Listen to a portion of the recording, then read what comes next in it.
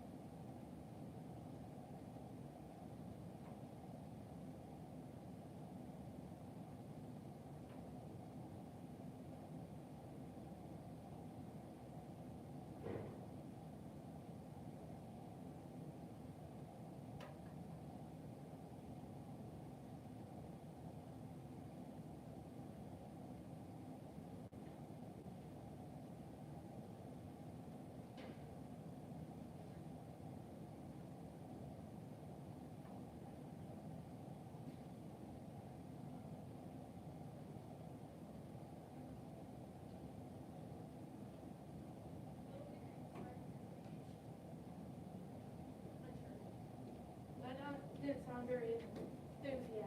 It was. Are you guys coming or what? Well, you guys were going to the way earlier.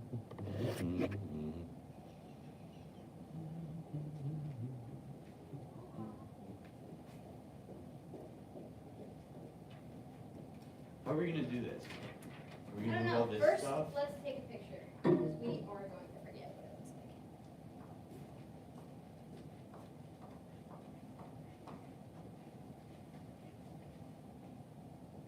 I have a picture of that, so.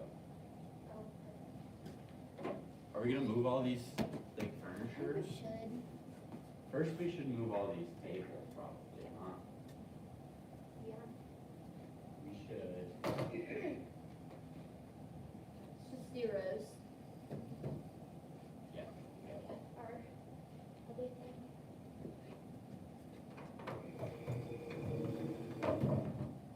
Yeah, it could just be 2 rows. That makes, so we don't have to. Do you guys need help? Is this gonna be enough? Yeah, especially if we move all that stuff over, like, over here. I mean, like, for people to sit. Or should we add 2 more tables at the end?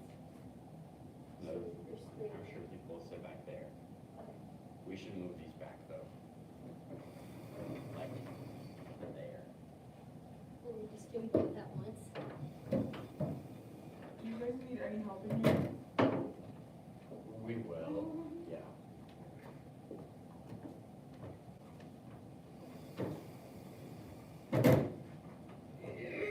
This kind of bugs me. But it'll be okay.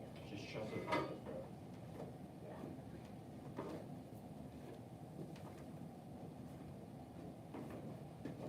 Okay. Hello, my party people. Hello. Where am I moving stuff to? Help me. It's a 2-man job. I don't know how we're gonna, How? I don't know, just lift somewhere, man. Come on. Does that work? Got it? Okay, we're gonna go all the way back to the second row of tables. I think we should add another table. Five. Well, we're gonna have furniture. We can have furniture on either side, is what I'm getting at. Okay, You see okay. my vision? I see your vision. It's awesome dirt. Necesito ayudar. Boy. Dame un segundo, señor. Take this.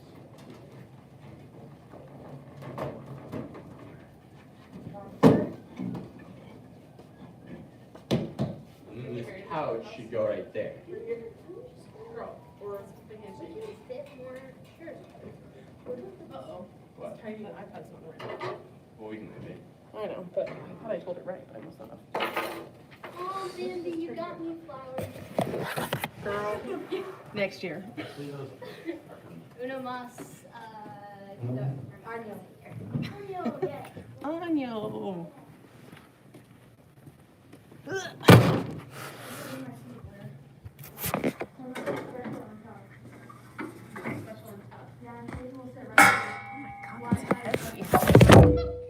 that couch right here.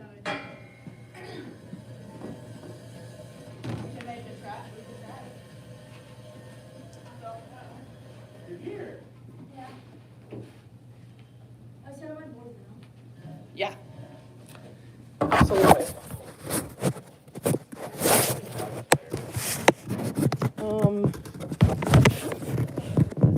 Yeah, the iPad's gotta go right here.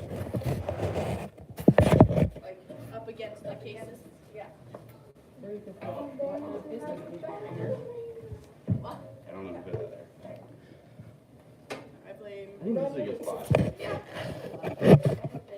Yeah, this is just balcony. Somewhere. Hey, you drove by my house when I was getting home from work. Who, me? Oh. How are you? What was that? What was that? The elementary? Or wherever.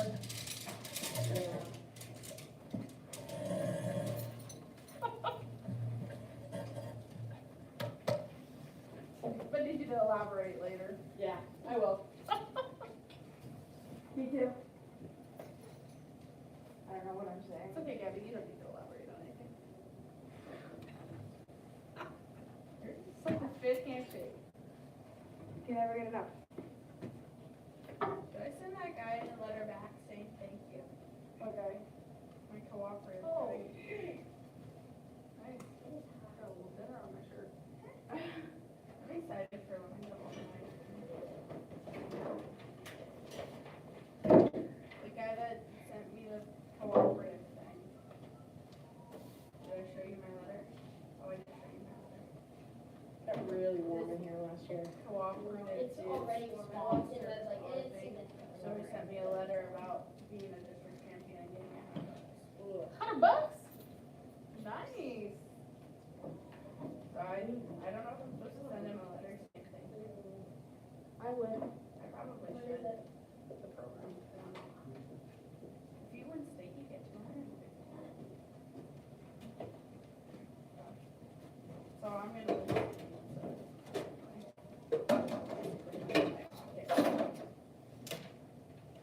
Very confident. Yeah. I think I'm gonna place at state. I might not win, but I'm gonna place. For what, FA? What do you do? Cooperative. I do what Suhani did last year. Yeah. But like better? I'm just joking. I have no clue how to do Suhani. She's very good. She's the state champion.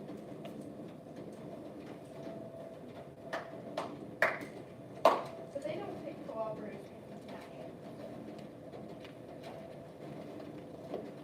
You guys have a lot of good senior and junior.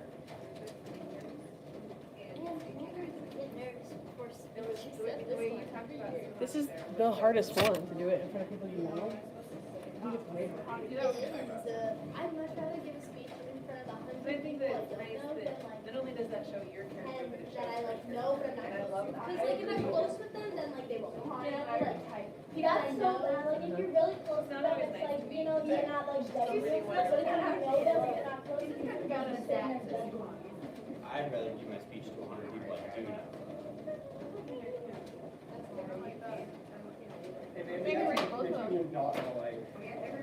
Oh, wait, did someone set up the iPad? Wait, did someone set up the iPad? You can't do that, okay? No. Emma said, can you tell me if I'm not feeling well, when I've been around sick people, so I don't want to speak, and I don't want to risk getting sick.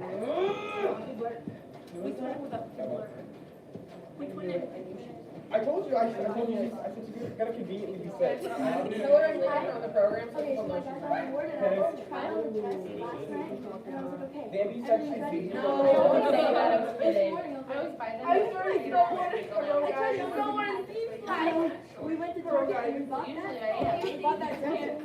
They're like, yeah, they're like. Guys, I don't have a script because I don't need it. I'm just like, Okay, okay, we're I'm presenting. Alright, me too. Wait, where were you? Take this and tape it up outside the door. So my dad got an award, and so we all went to like this thing. And then I You went to up my there. I went to my grandparents' restaurant. I'm not good. I do not feel the atmosphere for me. I was there when you're first I think. Whoa. Gabby, you should give your mark. I'm gonna give you this go.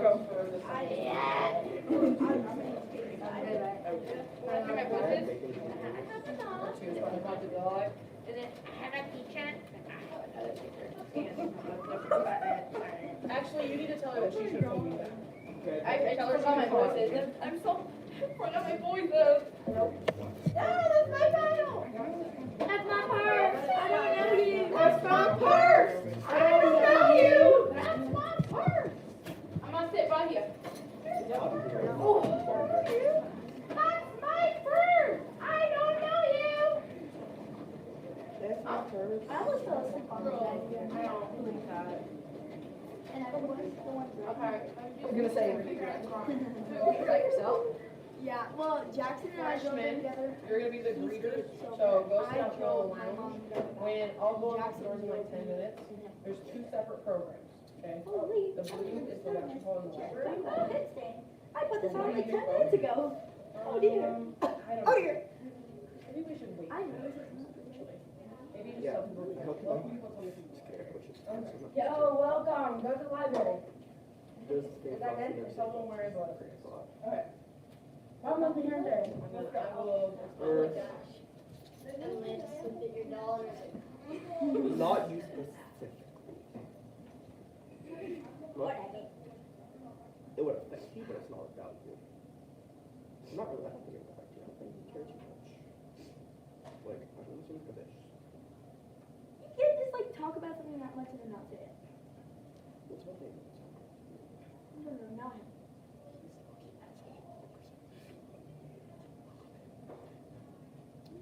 They were like standing at the balcony, pencils at random people.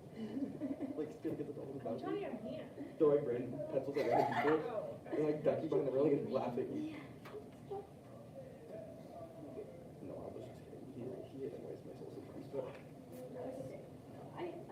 Okay, yeah. Okay, I touched you in Congress today and you were like, you're so weird. You just sat on my lap. I don't see know. anything wrong with that. Thanks. I was gonna give I you don't like either. It's the fact that No. I go, No. look, we're gonna No. I'm gonna She demonstrate. goes, no. No. Okay, you gotta demonstrate right then. Okay. I'm walking up and She she goes, goes, this is me, okay? And I'm Bella. took my phone. This is what she did. Stop, you're so in love with me. no, I'm gonna be here because you're not doing me right. Okay, You're not no, doing it stand right. here, right here, now. Thank you. Okay. He's so many phone calls. Okay, she goes, go! And I grabbed her hands and pulled down and I was like, stop! And I held them. No, she goes, you're so weird. That is not what she did. I was like, this is what she was doing. She did go. And I go, No, you were pushing me and I did. She was like trying to get my hands to pull down her pants or something. that is not what was that. I was pulling your hands away from me. No, she was not. Her hands were going like And that. I Like, you're so weird. Good on him, I like him a lot more I was now. so annoyed. Sorry, I'm okay a hater. Bella, I did star with you. Yeah, I'm okay a hater. Anyone I was just pops trying into my face, so. Get in her bed. Oh. Anyway, so the weather today was nice. That was good. The weather today, huh? What's Mexican. Right now we've had that Stop moment. doing it on Mexican. You can do this without feeling like.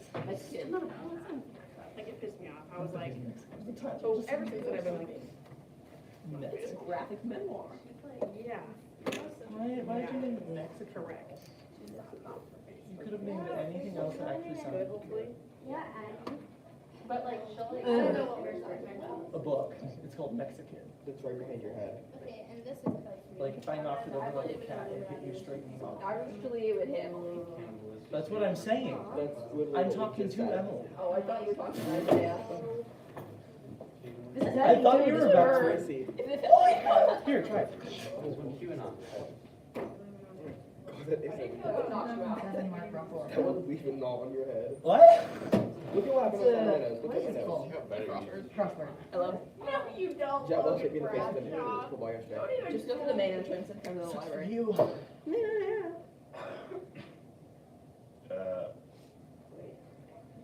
Right. Charlie Hanson posted on his Yep. story today. I thought it was hilarious. Yeah. Oh, here it is.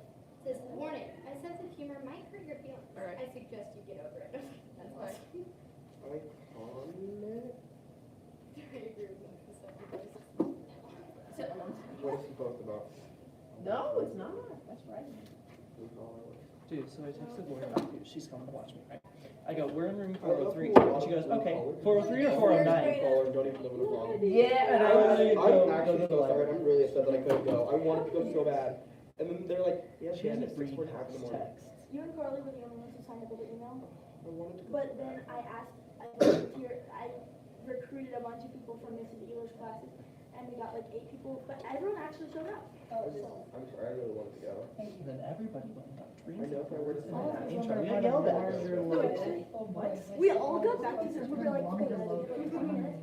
Put us out so we should get back to school at the same time. We did. We all got back to school at the same time. We didn't like take a time. We just all showed up at the same time. Wow, so the one time I didn't know you guys both get drinks. We had a couple times. We got done. Holiday Inn. Okay, I was gonna, I got home, and I'm planning, 2 minutes. I don't even care for it.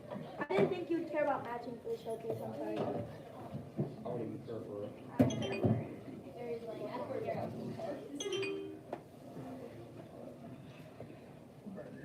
There's nothing messy underneath. I don't even care for it. What is happening in the You need to help me. I am lost.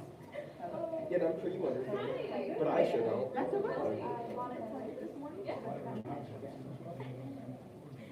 Are those short sleeves? Where is your cloth for? It looks like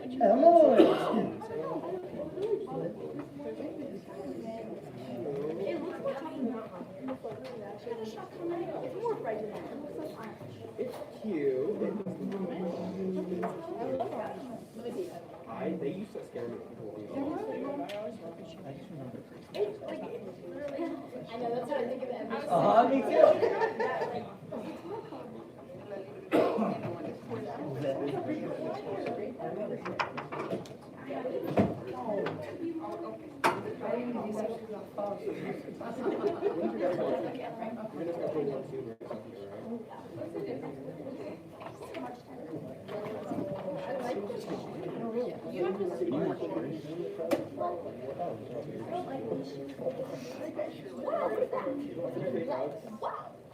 Wow.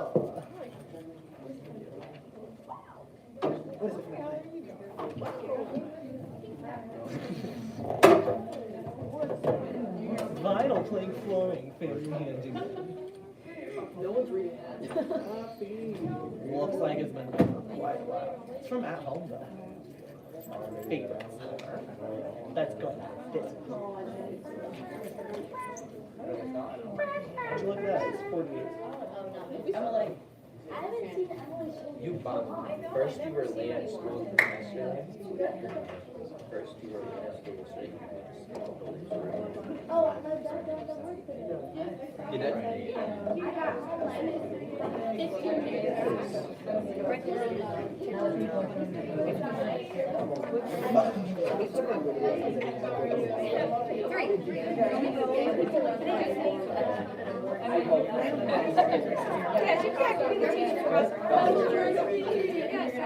I vote Emily.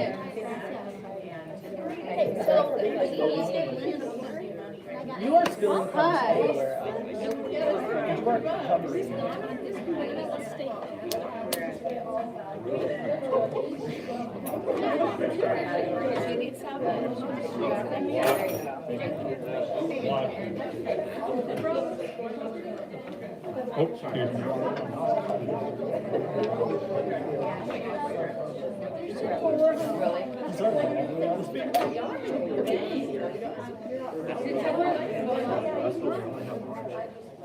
Did you? Okay. It's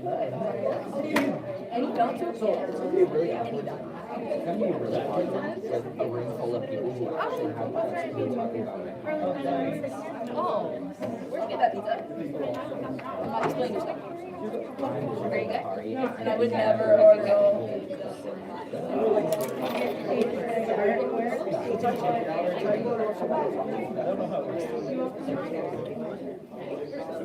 Look at me either. Look at I love that.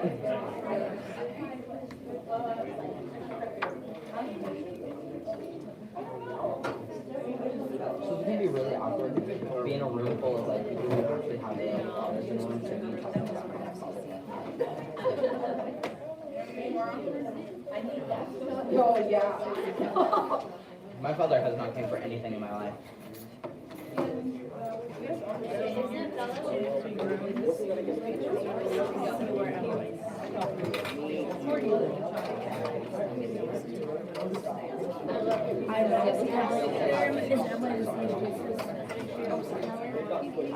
I'm smart, but I just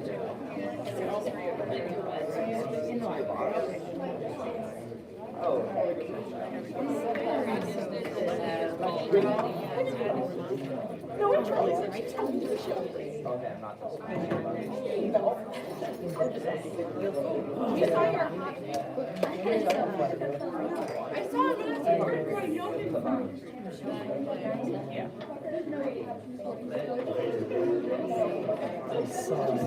I saw. You need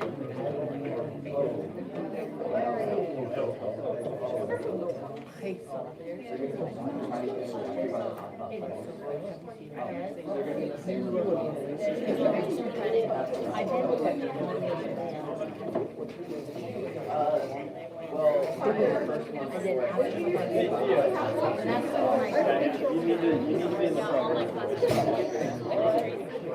Thank you. No problem. Oh, this isn't a program, this is actually part of the speech. That's like a program, this is a speech.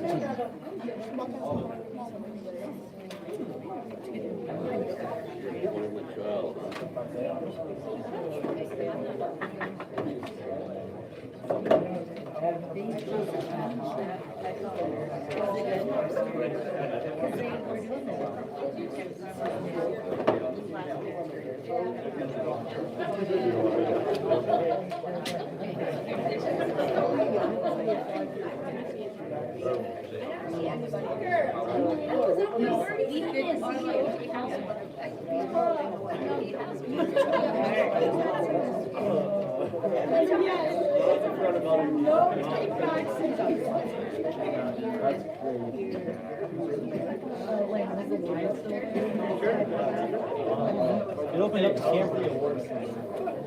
So.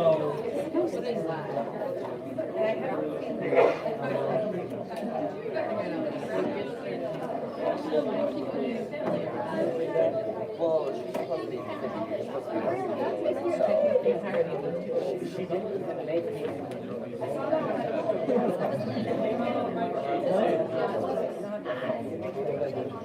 What did I do?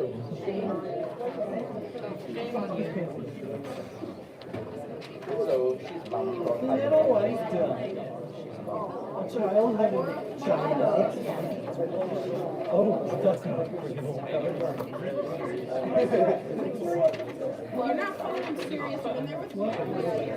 So wait, actually.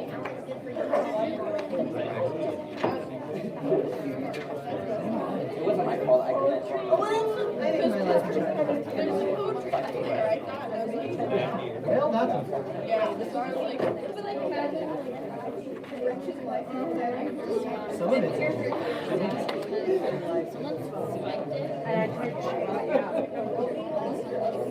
No, we're.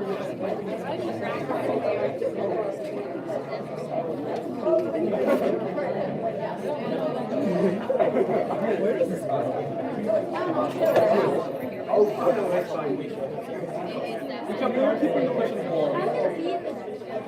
Okay, but like, I feel like you're gonna interrupt me.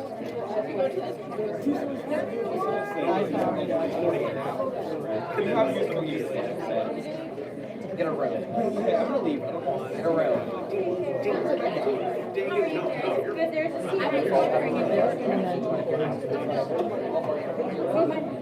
Tucker, you wanna sit back?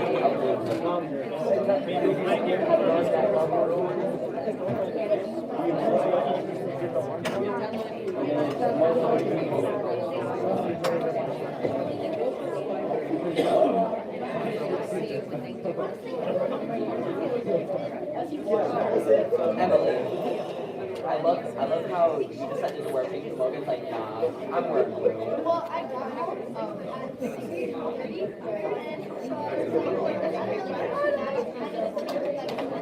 I think so.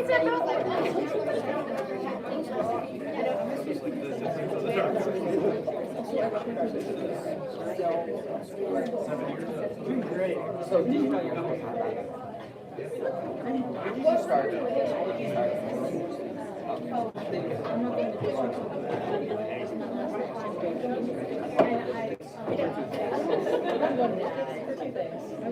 What's your, oh yeah, performance series. Did you, how close were you to making it fun? Just serious.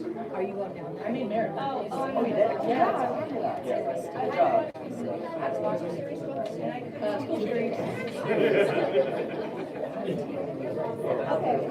So I did watch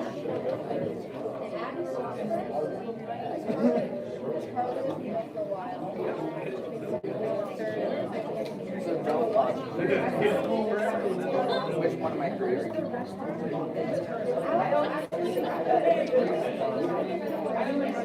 Yes, but my poetry is first.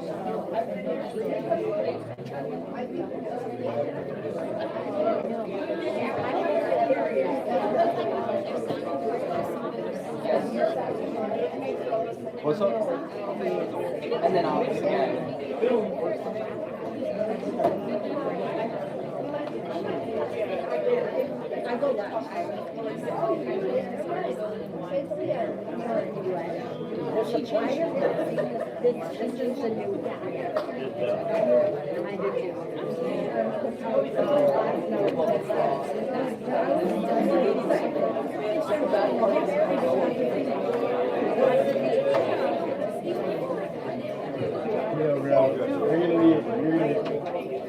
The whole speech. I'm so excited to see your reaction. Just don't let people put your face on it. You know what I mean? Because like that makes me win. I can't win with my speech. It ruins the whole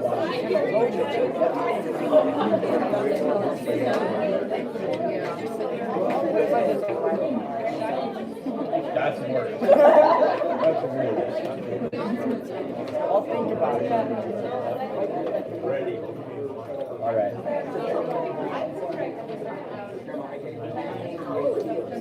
Yeah.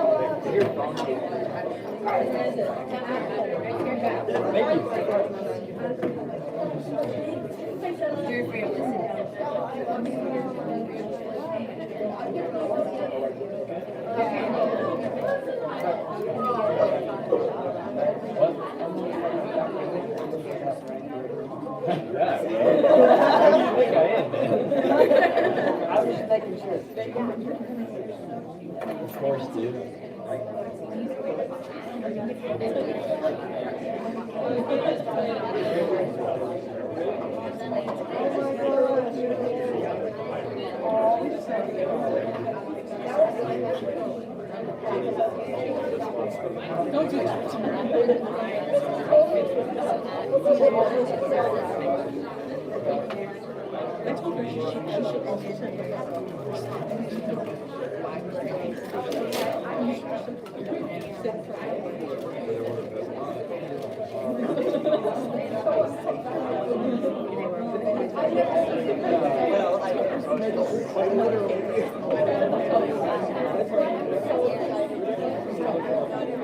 Good.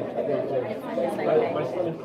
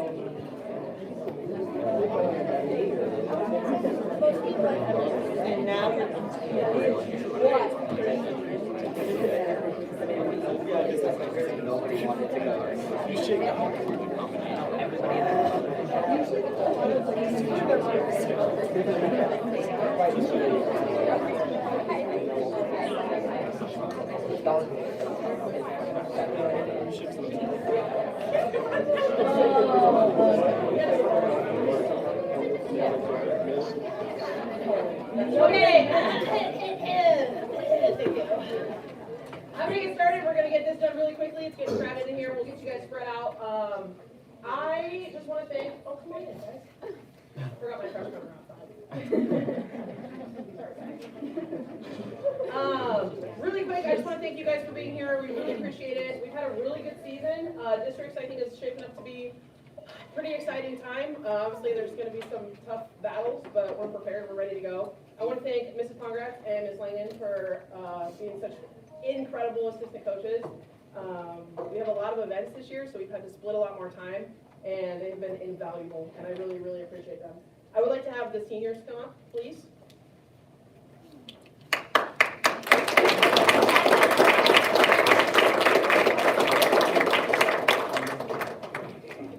We have 4 seniors this year: Addison, Carly, Logan, and Sukani. Yeah. This is the first time ever we've had all the seniors be 4-year seniors. So they've been in speech every single year, which is, it shows, okay? These guys are incredible leaders.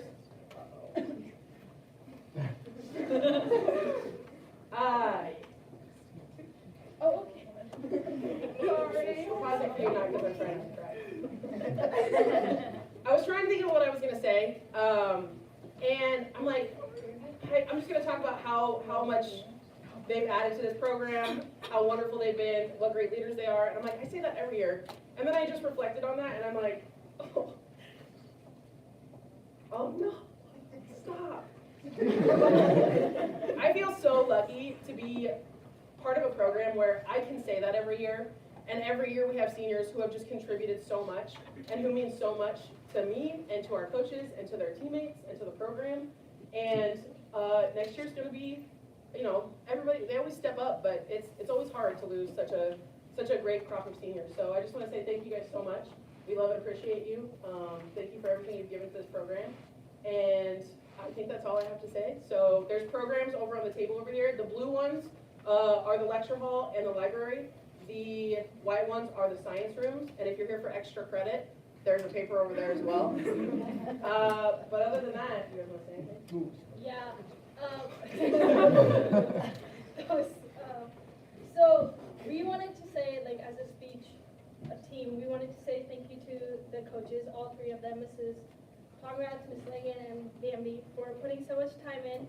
We obviously compete and all that, but all the behind the scenes, like the speeches, the deliveries, the endless amounts of practices that they do. So we just wanted to say thank you to all 3 of them. Thank you so much.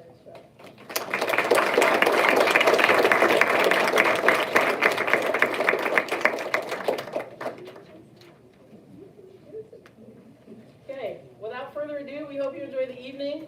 People will be bounced around. Just make sure you don't go in when someone's speaking, and please make sure your phones are on silent. Thank you so much. Have a great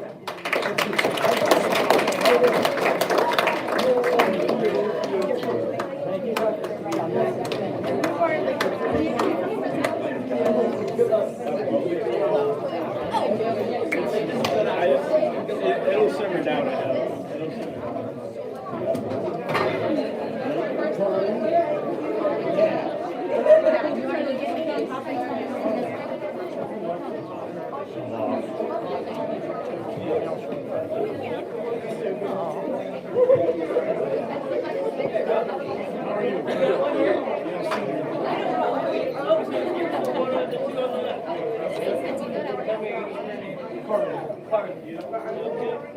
And she's doing what?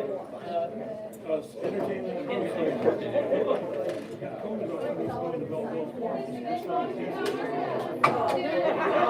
In a week like that, so. Is it okay to pray for you?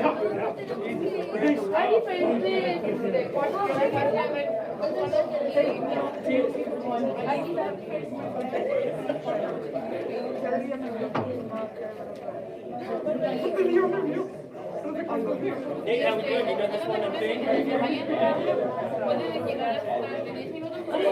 So are we just...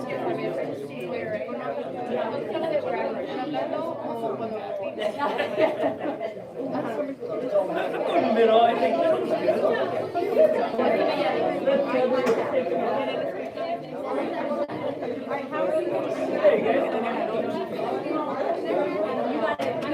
Hello, hello.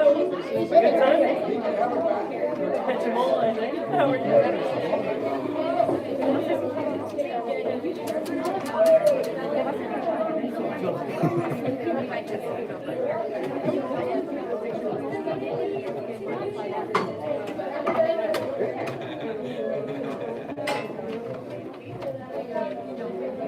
Take this chair.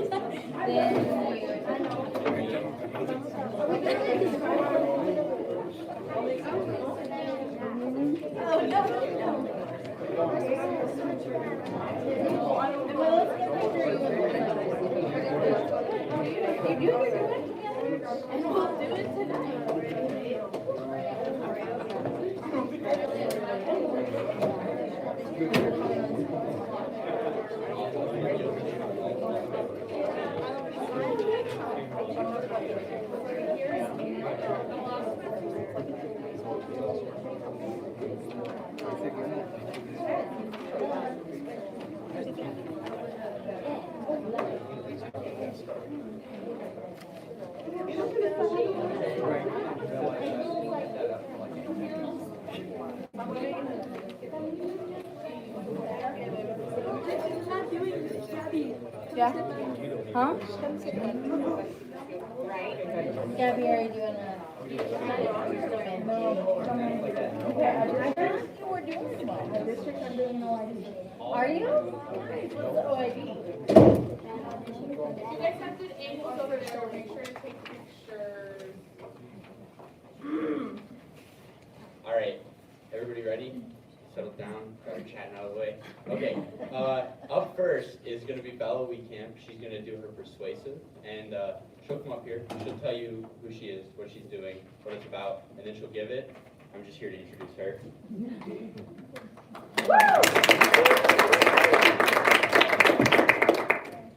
Yeah, so like Terry said, I'm Bella Weekamp, and my persuasive is a topic I've picked and written a speech on that I have persuaded people to my opinion. So, yeah.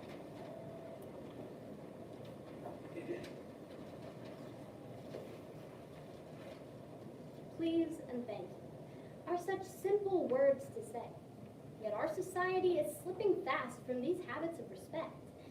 The issue with this slip isn't simple ignorance. It's the fact that the environment that taught them no longer exists. Once upon a time, parents would holler from the front porch to announce the most anticipated time of the day, dinner. Children would come running at the mention of a home-cooked meal and shared conversation. The dinner table, once the training grounds for manners, conversation, and courtesy, has slowly disappeared from everyday life in America. It's time to reintroduce the dinner table as part of our American culture. First, we'll decode the impact that eating dinner together has on etiquette as a whole. Then, we'll take a look at dinner tables from around the world. And finally, we'll shine a light on some ways that we can encourage dining events to restore social etiquette.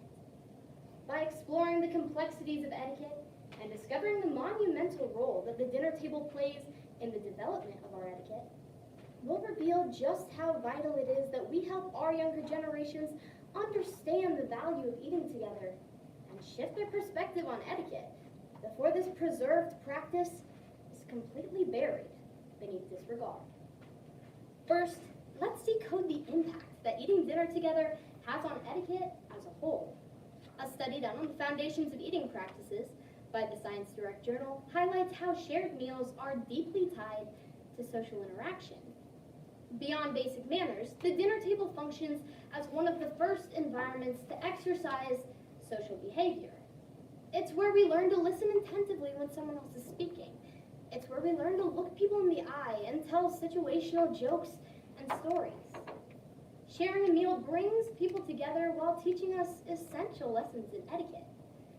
Research by Harvard's Graduate School of Education shows that regular family meals improve communication skills, empathy, and social regulation, all core components of etiquette in daily life. For example, when we hear varying opinions presented at the dinner table, we learn to disagree respectfully. When younger people observe adults modeling polite language, gratitude, and self-control, those behaviors become evident in their own lives. This decline in shared meals isn't just obvious through social interaction. Research shows that skipping out on mealtime comes with measurable consequences on the individual as well. A long-term study done by the Journal of Adolescent Health found that teenagers who do not eat regular family meals are significantly more likely to engage in risky behaviors, including substance abuse, poor academic performance, and emotional distress. The dinner table is where society learns to behave. Without it, we forget how to connect. Next, let's take a look at dinner tables from around the world. In many countries, we see meals packed with purpose, but not in America. So why are we different? With our constant busyness and fast-paced lifestyles, shared meals are often forgotten. Skipping this 30-minute ordeal has taken a massive toll on our etiquette. Around the world, meals are structured environments designed to teach respect, awareness, and social responsibility. The Culinary Travel Guide, a tool that shows how table manners vary by culture and reflect social expectations, highlights a few of these vital differences. In many Asian countries, meals emphasize silence, patience, and attentiveness. Children are taught to wait until their elders eat, listen more than they speak, and show gratitude before and after meals. These customs reinforce respect for authority, self-control, and social harmony, values that extend far beyond the dinner table into social aspects, such as school, work, and public life. Long family meals in Mediterranean countries instill communication skills in their upcoming generations through stories and debates. These lively conversations teach how to express passionate opinions while discouraging interruption or disrespect.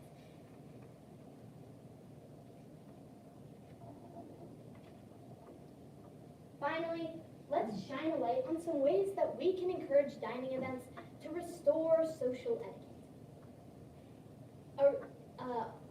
Recently, our country has shifted away from the traditional dinner table towards more convenient dining, such as fast food, DoorDash, and ordering to go. According to a report from the National Restaurant Association, more than half of U.S. residents say that ordering delivery or takeout is an essential part of their lifestyle. Despite this shift, we still see meaningful efforts to teach the importance of the dinner table to our younger generations. Settings in which people learn to shake hands confidently, ask well-formulated questions, and navigate social situations with respect could very well be the cure to this ongoing disease of discourtesy.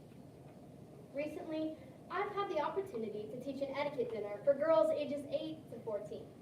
Through hands-on activities like relay races, they learn proper table setting skills, dining manners, and social skills, like receiving compliments and handwriting thank you letters. Lost rules like scooping away from yourself and passing dishes to the right were brought back to the dinner table. There was an obvious shift in the atmosphere about an hour into the event. Structure had given the girls confidence. This same structure can be implemented through intentional family meals and community dinners, proving that when we bring purpose back to the dinner table, we restore confidence, respect, and social etiquette. It's events like these that our society needs to support in order to move forward. The Family Dinner Project, a recent study done by Harvard's Graduate School of Education, shows that individuals who report having eaten regular family meals during their childhood also report having a higher self-esteem and resiliency than those who lacked this experience.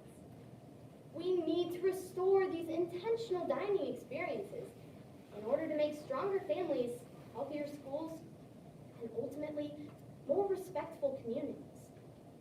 By seeing the monumental role that the dinner table plays in the development of vital social skills, skills that our upcoming generations need now more than ever, we were able to find the utterly simple solution to this problem.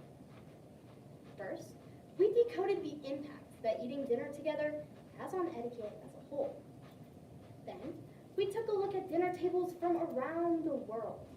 And finally, we shone a light on some ways that we can encourage dining events to restore the social etiquette that we so clearly lack. The dinner table isn't outdated. It's essential. Stop skipping. stop reserving it, and stop disregarding it.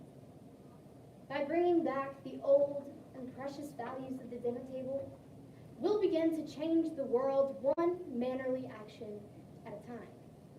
Starting with words like please and thank you.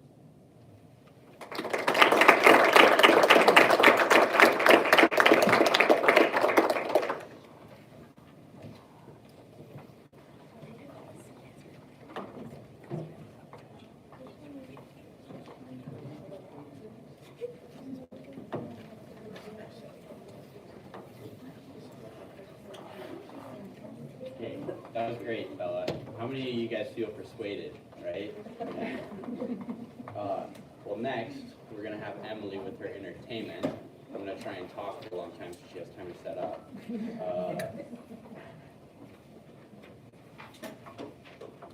Nice weather, right?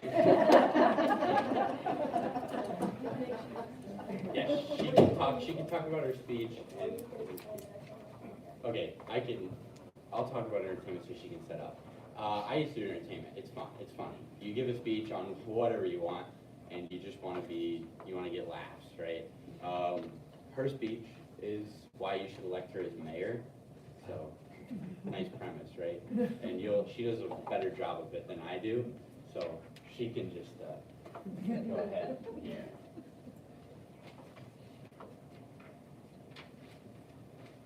She's not ready yet.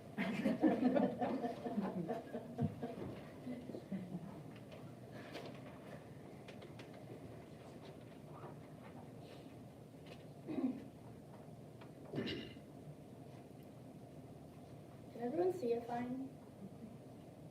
Nice chat, thank you. I can see it fine. Sorry, but I have to fix my hair.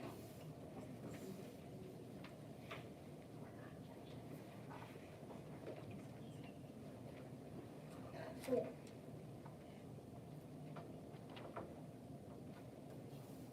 Oh, thank you, stop. Oh, you're too kind, really. No pictures, please. Hey, put your shirt back on.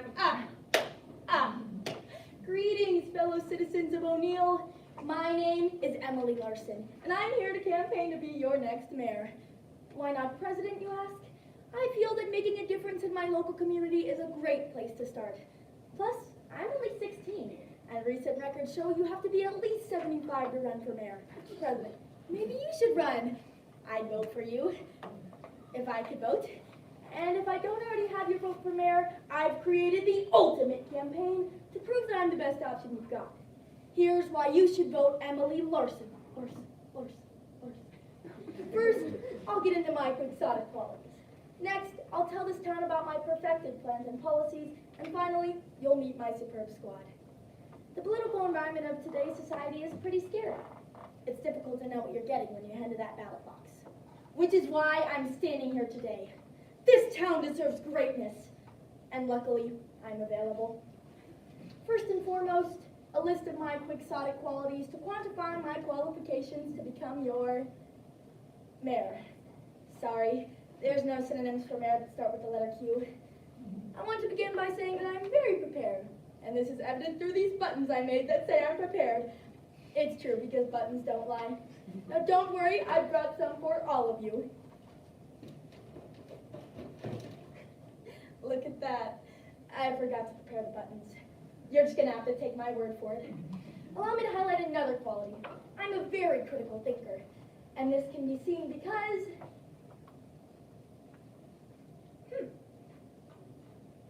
Well, no, not quite. Didn't it look like I was thinking pretty critically right there? Moving on, I'm very honest. Did you know that I won first place in the 3rd grade honesty contest? Yeah, it was pretty great, but obviously I stayed humble. Okay, maybe I lied. I might have gotten second, but I should have won. Okay, maybe I lied again. I might have made the contest up, but if that contest existed, I would have won, and you all know it. If you're still not sold, I'm very emotionally mature, and if you don't believe me, well, you're a big meanie! Why would you say that?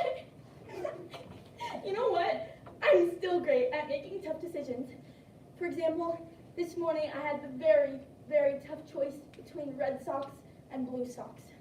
And obviously I went with the blue because clearly that was the right choice, right? Right? No, the red? Or maybe the green? You know I never give the green a chance. It's not important. Finally, my finest quality, I have a very big heart. And this can be seen because I'm really good at kissing babies and winking. A classic mare quality. You want to see? Well, that ought to do it, don't you think? That's more than enough great qualities I know you all want in your next mare. Secondly, let's preview the plans and policies all put in place for this prodigious Bedlow. I've taken a look at our problems and discovered lots about the local water tower. So many problems with so many big words like contamination and structure. But I believe I've found just the solution we're looking for. In fact, to solve our water problem, it'll pump cherry juice instead. Cherry juice is great for inflammation. What's more inflammatory than American politics? Nothing. Also, the tower would be super cute. I've taken the liberty of designing my very own prototype of this structure. Isn't it just the perfect cherry on top? I never said I was good at arts and crafts. It's also come to my attention that this town has a serious resistance to change. We need to start looking through cherry-colored glasses. While I do love tradition, the people want a young leader with new ideas instead of old, tired, reused ones.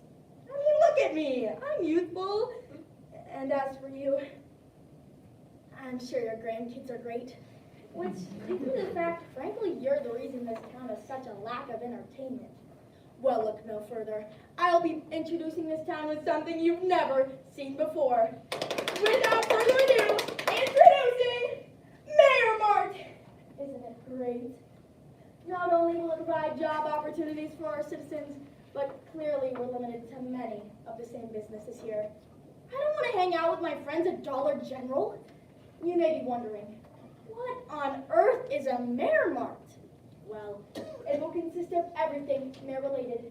You can buy a picture of the mayor to hang by the family portrait, buy food individually approved by your mayor, or even sit on the mayor's lap and tell her what you want for Christmas. It really has it all, doesn't it? Finally, let's shine a spotlight on my superb squad. Every effective mayor needs a team who has her back. So here's the starting lineup for the mayoral cabinet of Emily Larson. Rolling at 5 inches, wearing the number 8, your city attorney, my magic 8-ball.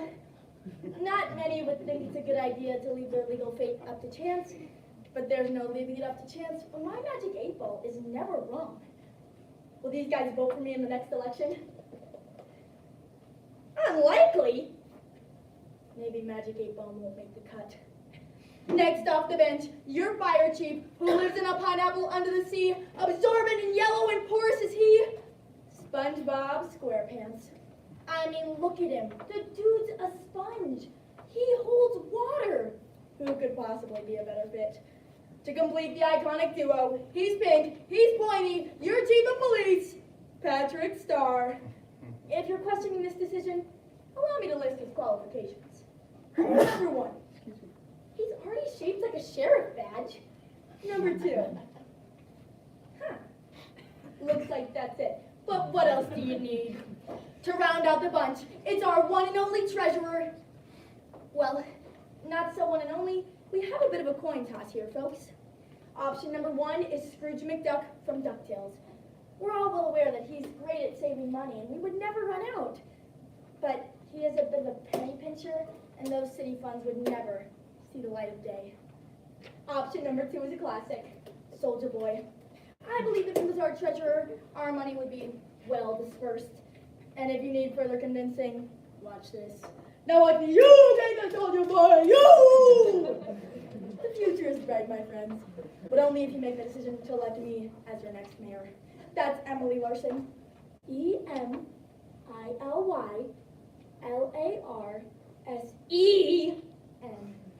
To make your decision much easier, we first got to look at my quixotic qualities.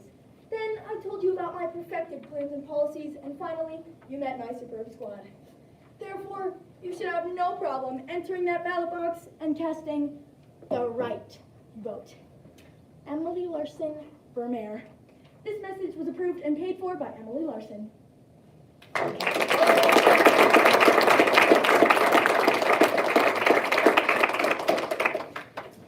Might take a little bit to clean up.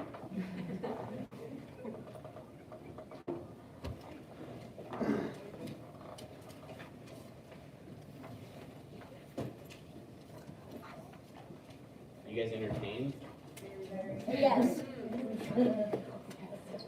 Yeah, Logan, you could always I'll just talk to it. So, next up is actually going to be me. It'll be a second, apparently.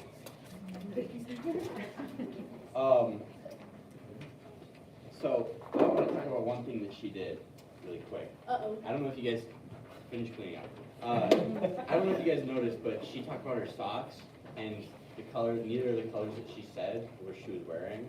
It's because in speech, you're not allowed to do that. It's called costuming. I just thought that'd be something interesting to talk about. Waste time. So she would get disqualified depending on the judge if she said her actual sock color. So I'll start getting set up, I guess.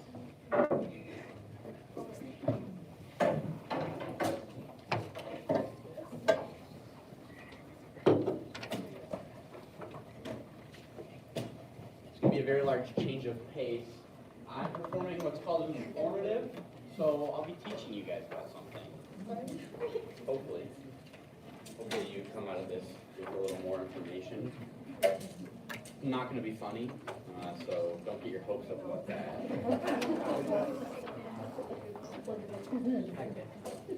If that's a deal breaker, you can still leave. I wouldn't blame you.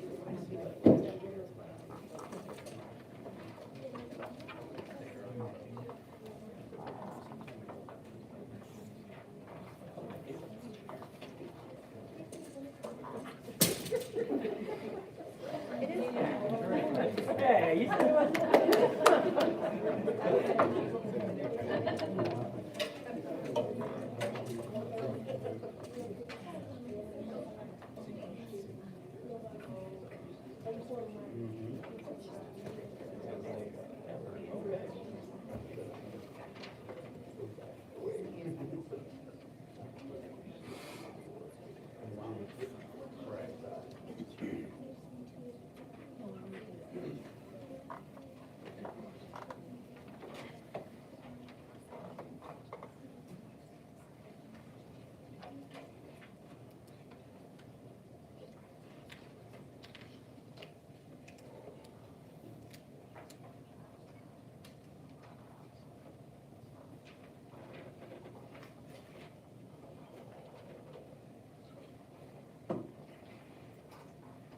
Your left hand buttons your shirt while your right hand unbuttons it.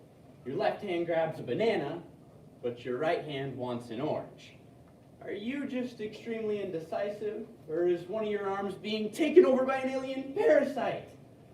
Worse yet, do you have two separate streams of consciousness, both living inside of you? The questions of consciousness, being, and the roles of the brain have been hotly debated for millennia, to seemingly no avail. Sure, we have learned some things. For example, we know the brain is composed of a left and a right hemisphere, and they're connected by the corpus callosum. But what happens when you cut this connection?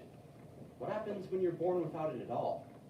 Understanding split brain syndrome gives us a unique perspective of the brain and the roles of the two brain hemispheres. So today, we'll first begin by entering the operating room and exposing our knowledge of a corpus callosotomy, which causes split brain syndrome. Then, we'll check the charts on a particular patient's case, in Kim Peek, a savant born with no connection between his brains, before finally stitching all of our research together to further our understanding of our own brains. Split brain syndrome has always been extremely uncommon, particularly because the surgery itself is very rare, with only around 150 operations being done every year, according to the Surgery Encyclopedia.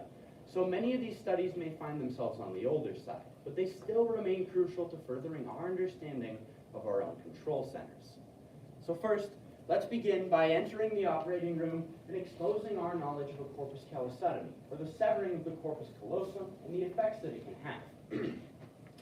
The brain is composed of a left and a right hemisphere.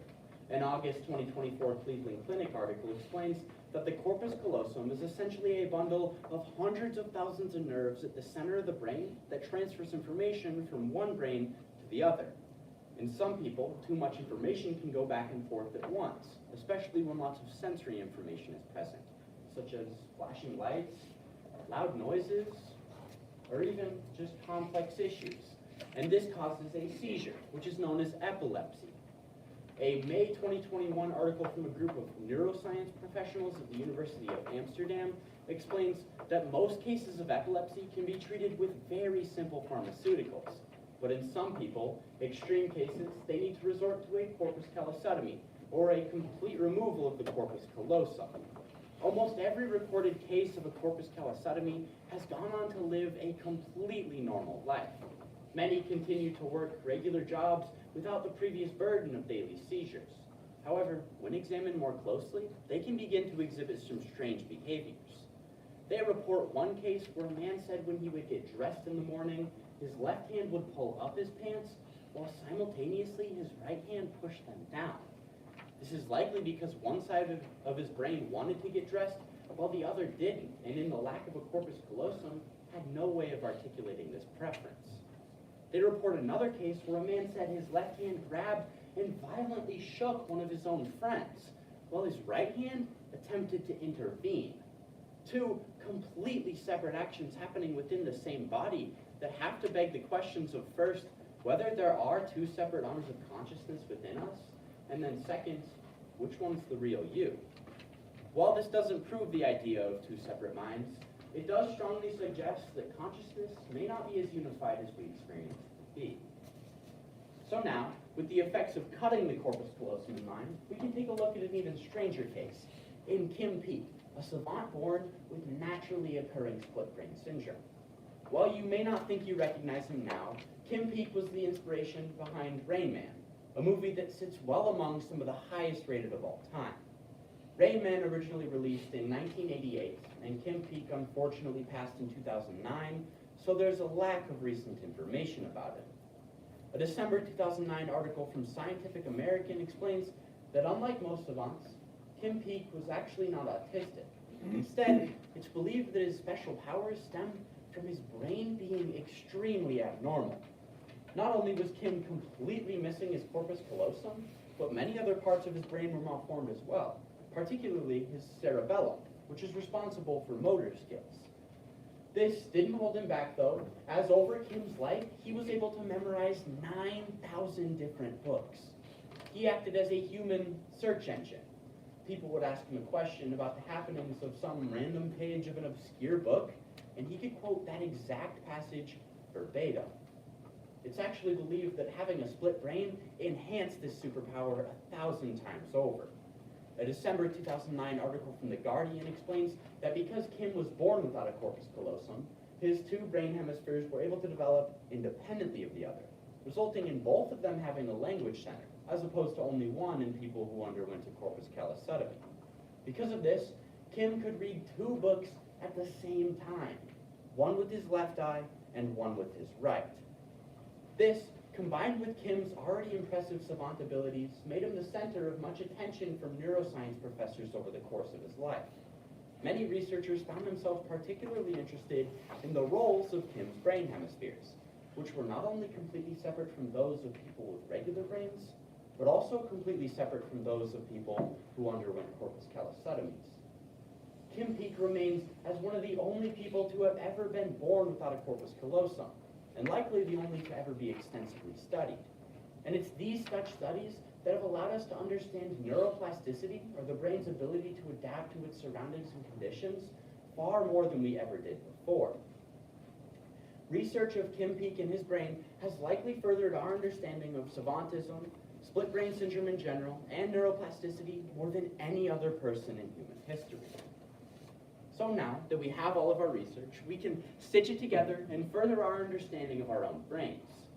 A May 2007 research paper published by Dr. Michael S. Gazzaniga, a professor at the University of California at Santa Barbara and the world's leading expert on split brain syndrome, explores some of the studies of corpus callosotomy's most well-known patient, Joe. Joe received a corpus callosotomy at age 25 to cure his epilepsy. And after that, for over 35 years, he went in for studies with Dr. Gazzaniga. Studies of Joe and his brain have revealed countless truths of the roles of our brain hemispheres that were previously completely unknown. For example, in one study, Joe's left visual field was stimulated with the word Texas, and he was asked to draw something that corresponded. His left hand drew a cowboy hat. This cowboy hat was then presented to Joe's right visual field, and he was asked to explain why he decided to draw it. Joe, left with a complete absence of insight into why his own left hand decided to draw a cowboy hat, was living proof to researchers that the right brain localizes no ability to speak. In another particularly interesting example, this time from a May 2000 research paper, the same Dr. Michael S. Gazzaniga studying a patient, VP. In this scenario, the patient was trained to play 20 questions with himself.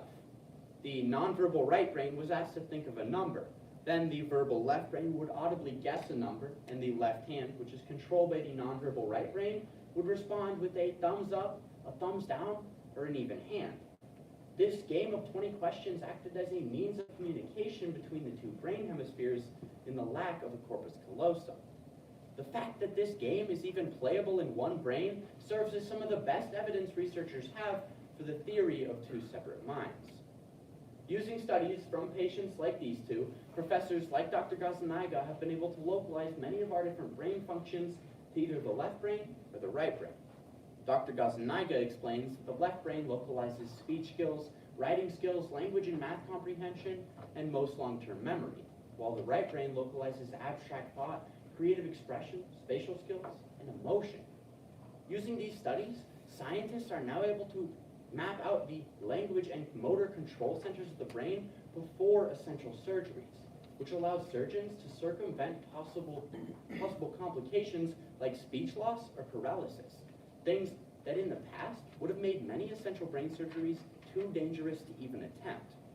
Beyond the scope of surgery, stroke rehabilitation specialists are now more effectively able to target areas that have been damaged, which helps the 800,000 Americans who suffer from a stroke every single year, according to the National Institute of Health.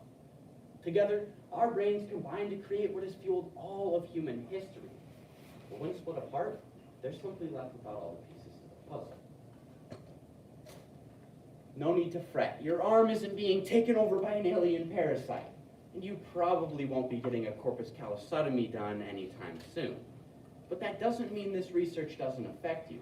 Increasing our understanding of the brain and how it works is crucial to finding new drugs, surgeries, and other treatments to cure many of the ailments that plague our world. So today, we first entered the operating room and exposed our knowledge of a corpus callosotomy. Then, we checked the charts in a particular patient's case, in Kim Peek, before finally stitching all of our research together to further our understanding of our own brains. As scientists continue to understand more and more of our own most mysterious organ, maybe, just maybe someday we'll learn that there really are two different arms of consciousness within you, with one speaking for you and the other left to be forever silent.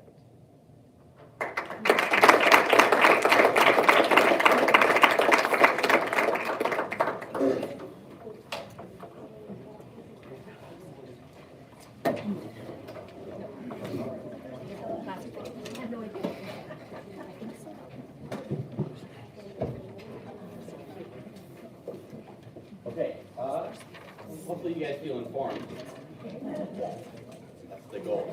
All right, next up we have Kate. Poetry. She'll be performing poetry. She'll tell you about that, and then she'll perform it for you. So hopefully you guys will feel poeticized. Sorry.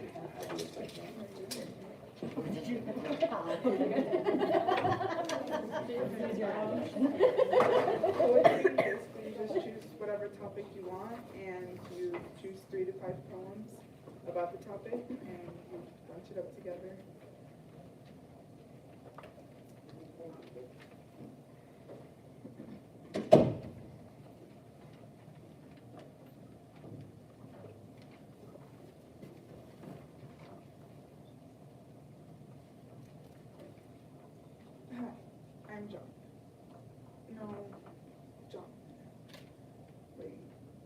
Jonathan Rodriguez. Hold on. Jonathan Rodriguez. My name. 2 names, 2 worlds. The duality of my identity, like 2 sides of the same coin. With 2 worlds, there should be plenty of room. But where do I fit? Where can I sit? Is this seat taken, or is that seat taken? There never is quite enough room, is there? 2 names, 2 worlds. Where do I come from? Born in Washington Heights, New York City, raised in good old Connecticut.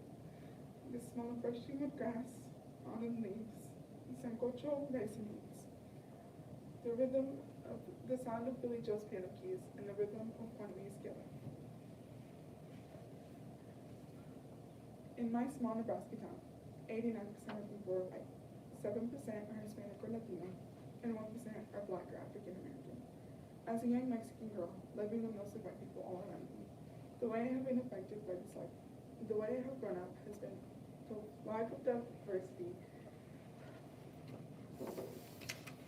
The way I have grown up has been affected by this lack of diversity, from wanting to change how I act or look, or feeling like I'm not fitting in with most of my peers. Through the poems, 2 names, 2 worlds by Jonathan Rodriguez. Mano a Mano by Anthony Orozco. My American is Me by Claire Cadena. And Identity by Angeles Demetrio Vasquez.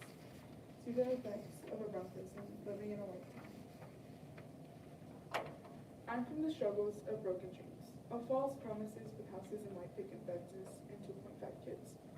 I'm not the typical kid from suburbia, nor am I smooth Latin cat. My head's in the clouds, my nose in the comic. I get lost in the stories of mine. I'm kind of awkward, so talking to the ladies is hard. I listen to Fernando y Alona and Aventura every chance I get, but don't make me dance merengue, salsa, or bachata. I don't know the steps. Through these past years, I've learned I'm a mix of cultures, a mix of races. Una raza en vida, negra, blanca, italiana. I am a fanboy and I am African but I know Spanish, a fanboy, an athlete, a nerd, a student, and an introvert. I am proud to say yo soy dominicana. I am proud to say I am me. I am beginning to see that this world is also a beautiful mix of people, stories, and ideas. Is this seat taken, or is that seat taken?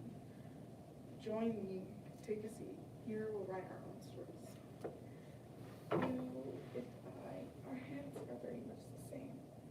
The shape, color, and scars may be different, but we carry the same in our hands.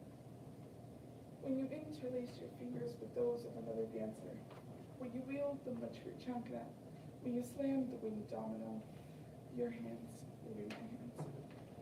When people want you to stop waving your foreign flags of pride because they've told you so many times to go back to your country, even though you were born here, your hands will be my hands. When you build your home, build this business, build this country from the ground up, your hands will be my hands. When you're too brown, your accent's too thick, you're shackled and caged, your hands will be my hands. When you resettle here and bring items with you, not just your salsa and sancocho, but the feeling you survived the storm on your own, your hands will be my hands.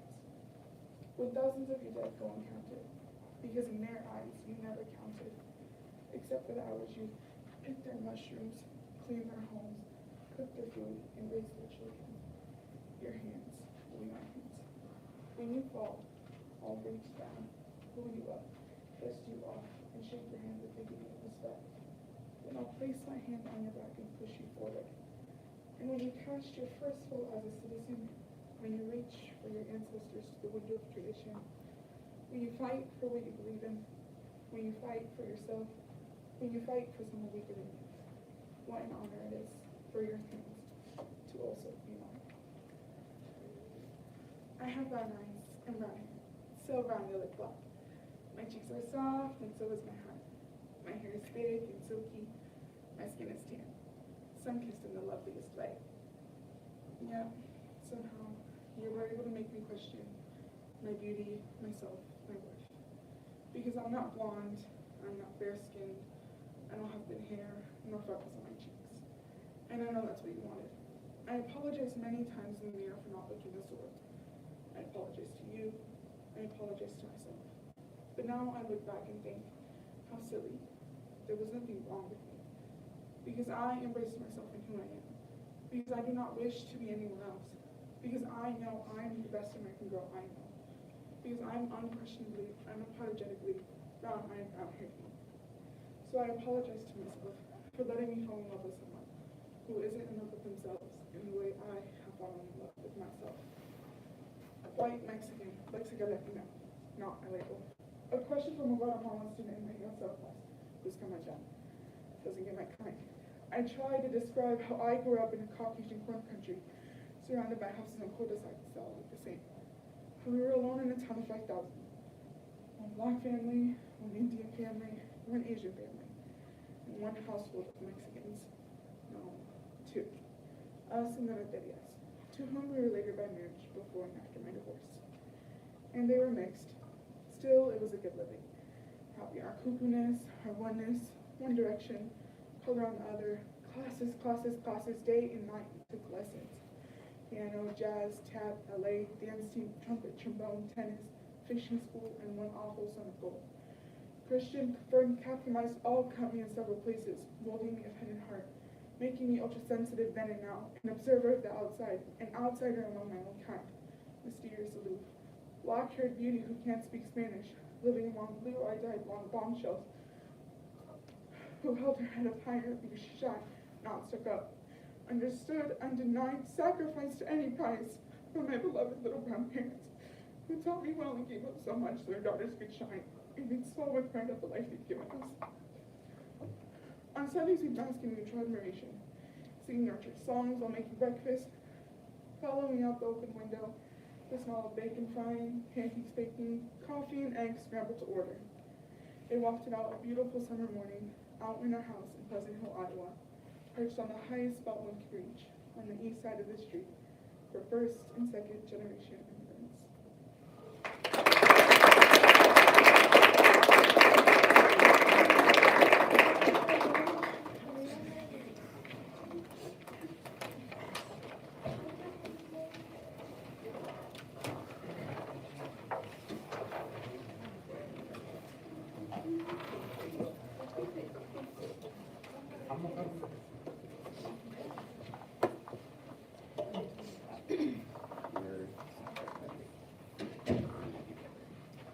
Hey guys, that was poetry. It's a lot more than that. One thing I want to talk about specifically, you may have noticed, around the beginning, she closed her book, stepped forward, and started speaking. If anyone wanted to speech, that's called an introduction. There are certain events that have introductions. Emily, does humorous have introduction? Yeah. So you'll see Emily, she's going to do her humorous, you'll see the same thing. So that's another thing, another quirk of speech. She can go, it's her turn. Emily Larson, again, with her humorous, not again.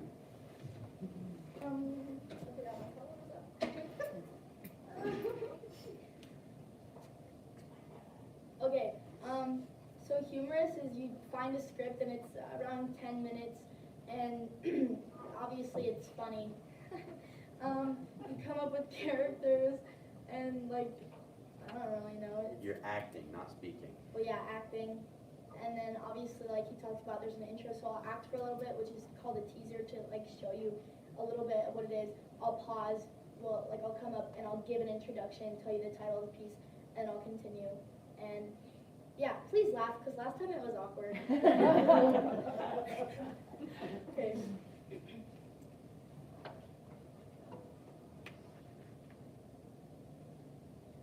And we're back in 5, 4, 3, 2, 1. Welcome to Puberty, a show that brings you through the most exciting, frustrating, exhilarating, frightening, and embarrassing time of your life. Puberty. Puberty's brought to you by Beard Whacker 2000. Hey, may look like Peach Fuzz to everyone else, but it's a beard to Beard Whacker. And now for the host of Puberty, Alan Beckman and Alana King. Thank you everyone. Thank you. Well, Alana, you look quite nice today. Oh, you look very nice as well, Alan. Oh, it was a hand-me-down from my older brother. I'm used to it. I was 13 before I got my own toothbrush. Oh, gross. Well, Alana, I hear you've been very busy lately. Is that right? Yes, I just released my very own brand of perfume. Really? What do you call this wonderful fragrance? I call it Alana. It tells the boys, here I am. Oh, that's wonderful. Congratulations. Well, I guess we better get on with it and introduce our first two prepubescent contestants. Right you are, Alan. Babs. Hailing from Portsmouth, New Hampshire, we have Tommy Landry. And from Oxnard, California, please welcome Karen Stiver. Welcome to puberty. Everyone remembers puberty, even if they try really hard not to. One day you wake up and everything is different. Your voice betrays you, your emotions run wild, and what is that smell? Well, now it's become a game show, and no one makes it through without losing something. Join your hosts and contestants in Puberty the Game Show by Greg Atkins. Before we begin, let's hear a little from our contestants. Karen, let's start with you. My name is Karen Stiver. I'm a 7th grader at Hanneken Middle School. Go Eagles. My parents are divorced and I have a dog named Bosco and a little brother I hate. Oh, that's wonderful. And how about you, Tommy? My name is Tommy Landry, and I go to Our Lady of Perpetual Motion Catholic School. I'm in the 7th grade, and my school just went co-ed this year, which is okay, I guess. I like computer games and baseball, and my best friend is Chuck Heiser. Hi, Chuck. Oh, that's wonderful, Tommy. Well, I guess we better get on with puberty. All set up while Alana here explains the rules. The beginning of our journey is the starting line of the exciting and at times treacherous path of puberty. Contestants will pick a card from Alan and move the number of spaces designated on the card. Whether it's hormone hijinks, most embarrassing moments, or my parents will kill me, each square allows the opportunity to earn more adulthood points. And remember, the more points you earn, the easier it is to pass through puberty. Don't forget to mention the experience circle. How could I forget that? Contestants will have the opportunity to enter the experience circle, where they will then live an experience in their growing up process. If the judges feel they deal with it well, they earn valuable extra points. It's a risk, but hey, what in life isn't a risk? Confusing? Of course it is. It's puberty. Are we ready, Alan? Are you ever ready for puberty? Of course not, Alana. But if you're asking if we're ready to start, then let's go ahead. Karen, you first. Red or green? I guess I'll go with the red card. Red it is. And you move 3 spaces. And you land on the parent trap. Would you like the 3-point question or the 6-point experience? I guess I'll go with the question to start out with. Question it is. Give it to her, Alana. Your question is, you've been asked to the movies by Brady Child. Do your parents let you go? Oh my gosh, I am. He's in the 9th grade and he's on the basketball team. They have to let me go. I'll die if they don't let me go. So sorry, Karen. Your parents actually say you're too young to date. I hate my parents. Of course you do. It's puberty. And on to you, Tommy. Red or green? Red, please, Alan. Red it is. And you move 2 spaces. And you land on hormone hijinks. Would you like the question or the experience? Hormone hijinks. I better go for the question. Question it is. It's a multiple choice.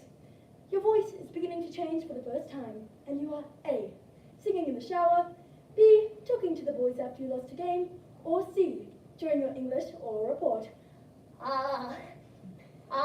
You only have 15 seconds, Tommy. C, during my oral report? Ding, ding, ding. Congratulations, Tommy. That's good for 3 puberty points. And it's back to you, Karen. Red or green? I guess I'll go with the green card this time. Green it is. And you move 2 spaces. And that puts you back on the parent track. Question or experience? I guess I'll go with the experience this time. Experience it is. You know how this works.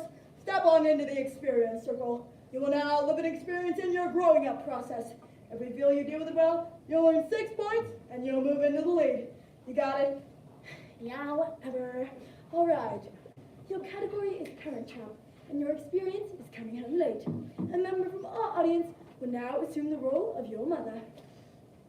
Howdy. Or should I say good morning? 12:16. 12:16 on a school night. When is your curfew? Mom, look. I don't care. Answer me. When is your curfew? 9 o'clock on school nights and 10 o'clock on weekends. That's what I thought. What are you supposed to do if you're going to be home late? Call. I've checked the phones twice, Karen. They work. I want to trust you. You can't. But you make it so hard sometimes. So what am I supposed to do? Ground me, I guess. That's what I thought. Curfew is now 8 o'clock. And now it's 2 weekends. That's not 3 weekends. You want to try for 4? Ding, ding, ding. Sorry about that grounding, but that's good for 6 puberty points. Congratulations, Karen. Grounded for 3 weekends? This sucks. And lose 1 time for having a putty mouth. Well, Tommy, here's your chance to really rack up some points. Red or green? I'll go for the green. Green it is. And you move 2 spaces. And you land on those magic moments. Question or experience? I guess I'll go for the experience this time. All right, Tommy. Step on into the experience circle. I hope you're good at baseball. Oh gosh, here it comes. If I catch this, we win. If I drop it, we lose. Don't panic, it's just a game. It's just the difference between being a social outcast and a hero. Oh, it's coming right for me. Now into the sun! Oh, come on, baby! Ow! Ow! So sorry, Tommy. No points. I can only imagine the ridicule and embarrassment you're going to have to deal with for the rest of your life. Luckily, we can only imagine it. You're going to have to live with it. Well, Karen skips a turn, so it's back to you, Tommy. Red or green? Red, please. Red it is. And you move 3 spaces. Whoa, that puts you near the end of puberty. And you land on first lab. Question or experience? I guess I'll go for the experience again. Experience it is. Your category is first lab, and your experience is first kiss. Oh, first kiss. Man, this stuff makes me nervous. Step on into the experience circle, Tommy. A member from our audience will now assume the role of your date. Oh, so, you like the movie? I've told you 4 times I like the movie. Why are you being so weird? I don't know. I guess I just want everything to be perfect. It has been perfect. Well, here we are. Oh yeah, here we are. Ding, ding, ding! Congratulations, Tommy. That's good for 6 points and a first kiss. Tommy, that means you've made it through puberty. The score now stands 6 for Karen and 9 for Tommy. Tommy, you are now embarking on an exciting next journey of your life. Young adulthood. You looking forward to it? I sure am, Alan. And Karen, you're no doubt a bit disappointed, but don't worry. We have some lovely parting gifts. Babs? Karen will receive a case of Zip-Zap pads, a bottle of Alana Wana, and the home version of puberty. So this is Alan Beckman and Luna King saying join us tomorrow because no one wants to go through puberty alone.